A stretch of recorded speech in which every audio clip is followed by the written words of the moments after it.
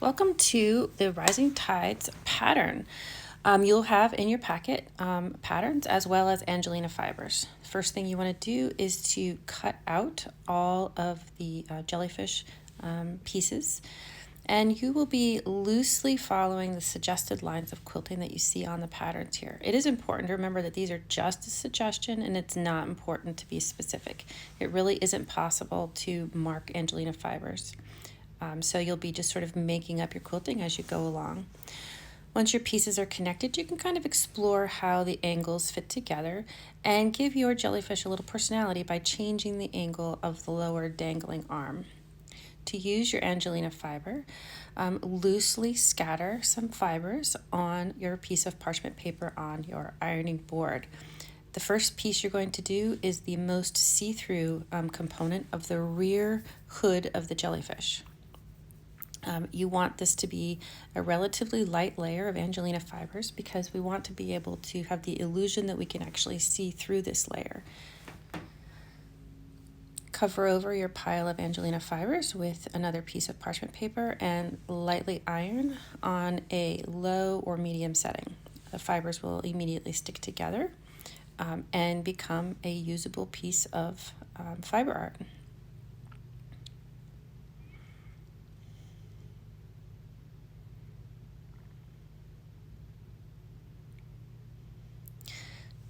So you want to check the transparency of your project and ask yourself if you're happy. You may even want to put this against your blue background to decide if it's thick enough.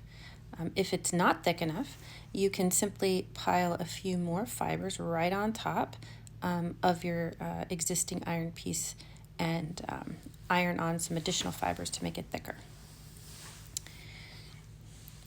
Make a second pile of the white Angelina fibers.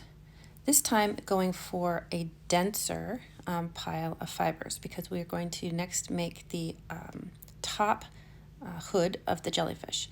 So the idea here is that it's denser because you're actually seeing through all the layers of the jellyfish. So you want it to be relatively opaque when you're finished.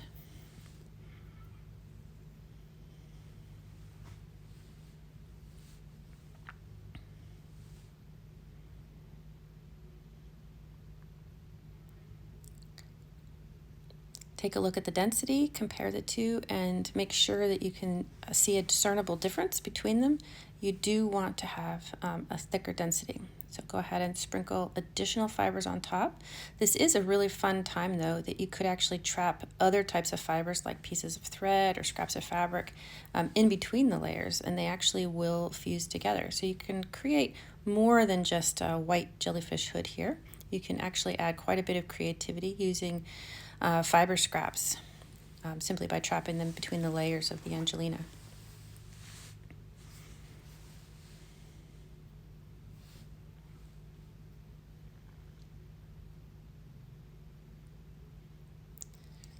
Keep pressing and layering until you are satisfied with how dense your fibers appear to be.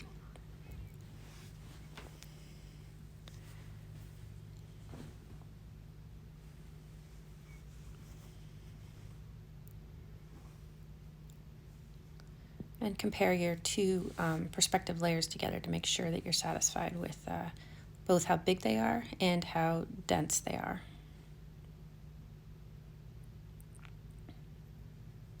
Repeat this process using the blue Angelina fibers for the dangling oral arm of the jellyfish. For this component, you do want a very dense layer that is not see-through. So keep checking the size of your prospective pile of Angelina fibers against your pattern and get ready to iron it. Now with colored Angelina fiber, you can actually manipulate the color somewhat of the finished product. This wisteria blue color will shift increasingly towards a green if you use a hotter iron. So with a cool iron, it will stay sort of this purple with a nice iridescence to it. However, you can actually increase the heat and just put the hotter iron on only part of it and shift half of the Angelina fiber to a little bit brighter of a green. Most Angelina fiber colors will react this way to higher temperatures where they become increasingly green in appearance. which can be an interesting effect.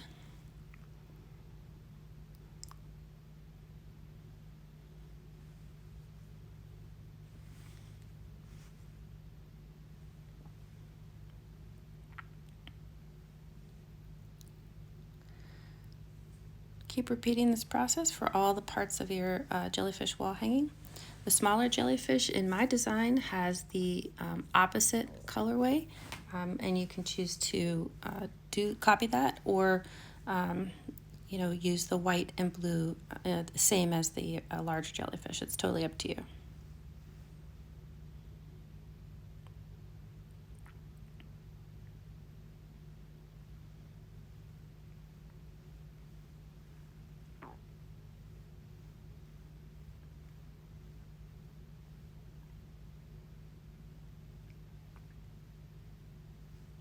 Once all of your pieces are ready, simply pin them as little as possible onto the Angelina fiber because the holes do stay, and cut them out.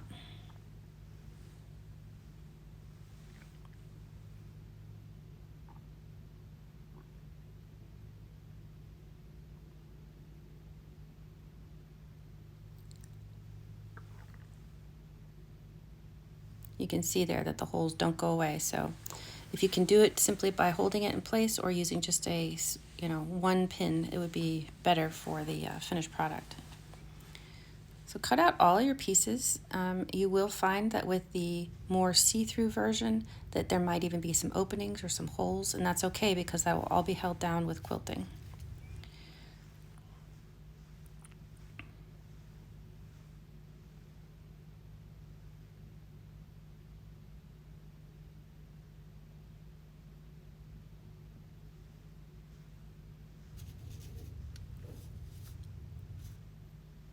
Play around with the placement and the angle of your oral arm, and then simply use a fabric glue stick and glue the edges together. Depending on the angle that you choose to create, you may end up with more or less overlapping components, and depending on how dark your blue section is compared to your white section is, that may create some shadowing. If the shadowing is a lot or if it bothers you, then feel free to peel that back and trim it relatively closely to the edges so that it it covers nicely.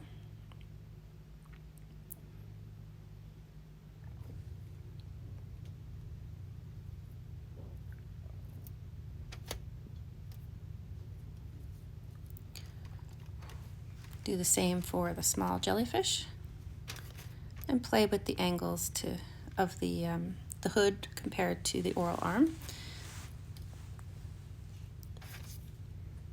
And then go ahead and play with the placement. I like to place my larger jellyfish relatively high on my background so that there is a lot of quilting room for some beautiful dangling feather stingers as he goes down. I prefer to keep my jellyfish at a nice angle as he's drifting upwards on the project. But you can play around with this, or even reverse your pattern and have it go the other way.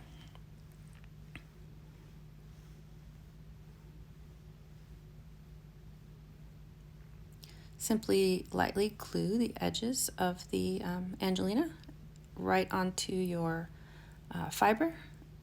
background fabric rather, just enough to hold it on until you start to quilt it. You will be layering this with a piece of batting only and quilting along the suggested quilting lines provided to you in your pattern, using just as heavy of a weight thread as you can. I am able to successfully use a 12 rate thread. However, if that is difficult for you, then use smaller threads until you're able to get a good tension and some nice texture to show up on your quilting. Once this is all put together and quilted with batting only behind the jellyfish, you'll cut them away, creating a trapunto quilt that is ready for relayering with background quilting.